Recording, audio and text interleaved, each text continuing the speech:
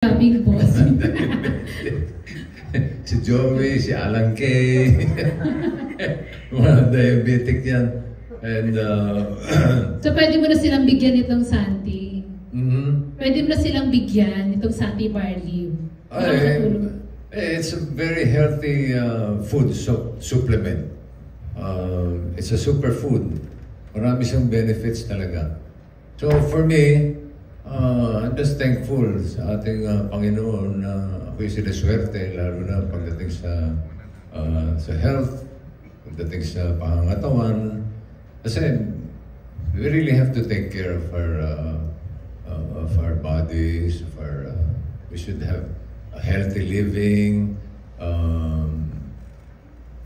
sleep, at least 6 to 7 hours a day, enjoy the family, ganun ang aking buhay sa araw-araw. Nakakapag-exercise ka din, bossing? Kasi si Puli nakikita ko nagte-treadmill. Di ba nasasabayan mo ba siya? Hindi. Kasi yung cycling niya, mahirap. Ano tawag doon?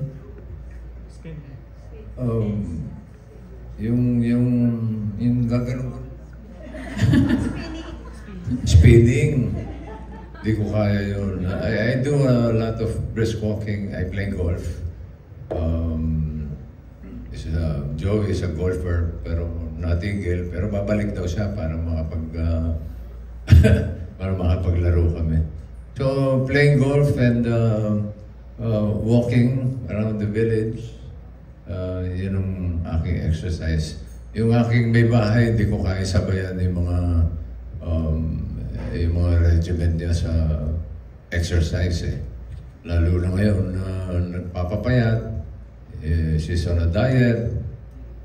Santi Barley helps her with their diet. Pero yung exercise niya, very intense yun. Baka hindi na kayanin ng tuhod ko. Naku, pero bossing, sa pag-inom mo ng Santi, baka nang mas lumakas ang tuhod mo. Kasi yun nga tatanong ko kay Sir Joey, ano ba yung mga health benefits na nagbibigay ng Santi? Kasi may mga nagki-claim na ibang barley products, di ba, na mapubuntis, nakakagamot ng mga cancer. Yung Santi po, ano pong nagagawa niya? In terms of testimonies, we have a lot of stories. Of course, I cannot present everything here. No? Yung talagang may mga sakit na nagpapagaling. Pero if you'll ask me, people are asking me also, yung mga kaibigan ko, ano bang benefits sa'yo ng Santi Barley? Kasi just like si Bossy, siguro sa ngayon we're blessed na wala kami mga maintenance medicine, hypertension, diabetes, wala. Pero ano yung benefits sa akin personally ng Santi Barley? So I'll answer lang based on how I use Santi Barley. I'm also active in sports. I do marathon, I do triathlon. So, ang Santi Barley sa akin, number one is a total complete food. Kasi marami tayong hindi nakakain na sa regular na pagkain natin na kailangan ng katawan natin. So, yung Santi Barley nakatulong because based on study, Santi is a total complete food. It has all the essential vitamins, minerals, amino acid. Hindi ko na nakukuha sa pagkain yan. Kadalasan you eat outside, the restaurants, wala. So, I use Santi Barley to supplement yung mga kailangan ko sa katawan na natutulungan ako whenever I do trainings. I do trainings almost every day. Ngayon, January, balik na naman. Tapos na yung December na puro kain na ginawa natin. So, balik uli ang training ko because I'm training for an Ironman event this year. I'm also training for several marathon races. Together with my family, my kids are also training with me. So, malaking tulong ng Santi Barley to boost our endurance, our immune system. Bonus na lang na halos, not in exaggeration, halos hindi talaga nagkakasakit yung pamilya namin. Yun yung naging benefit sa amin ng Santi Barley. So, bossy, kung nakakapagpalakas pala siya, yung lalo na sa endurance, ipasok ko na yung next question ko. May plan pa bang sundan si Baby Mochi? Ewan ko kung kaya pa rin ulit eh. Ako kaya pa eh. Kung sa kanya, tanong nyo. Kaya pa yan, bossing. Magwa 1 year old na si Mochi on January 23. Parang bilis nga ng panahon.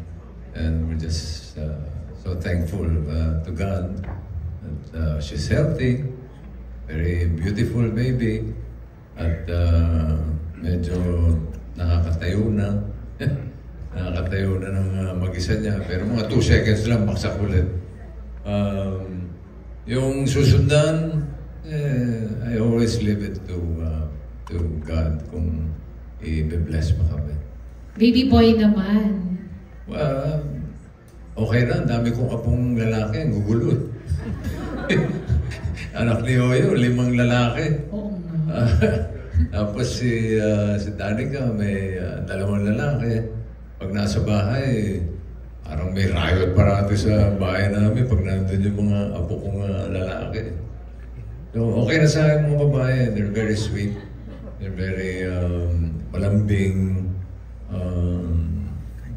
I always look forward to going home kasi tanggal lahat ng pagod mo sa trabaho pag nakita mo na yung mga anak mong mababayad.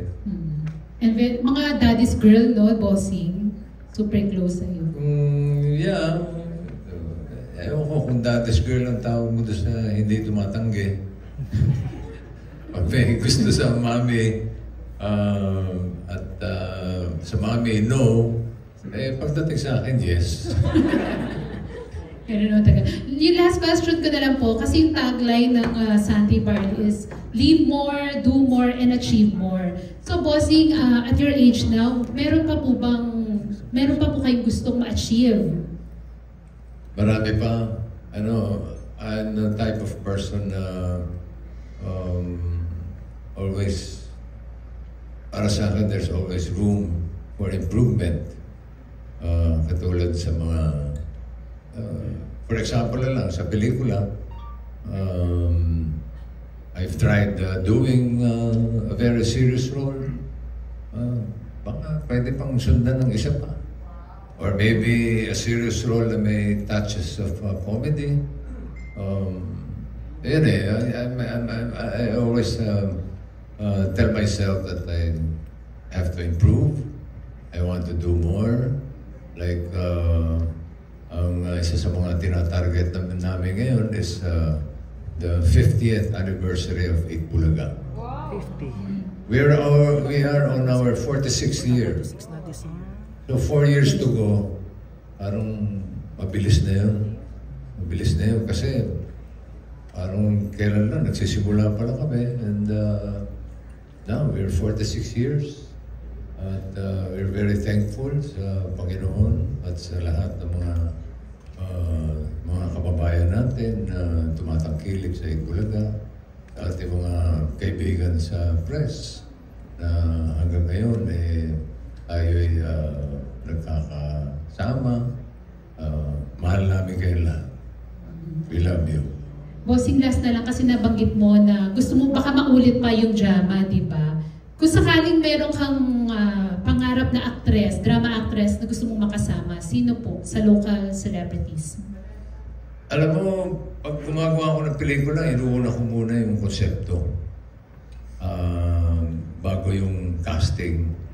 Ano ba ang gusto natin gawin? Anong konsepto ang ating tatalakayin? So, pag nandun na yun, tsaka palang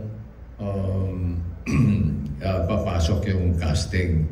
Doon sa tanong mo kung sinong actress, lahat naman ng mga actress natin ngayon pawang magagaling. So, kahit sino, pwede. Si Ate V kaya? Why not? Oh, ayan. Thank you, bossing, and good luck po. Thank you, Janice. Maraming salamat, Miss Janice. Ang next na magtatanong po, TikTok by Aster Amoyo from People's Journal. Nanay Aster.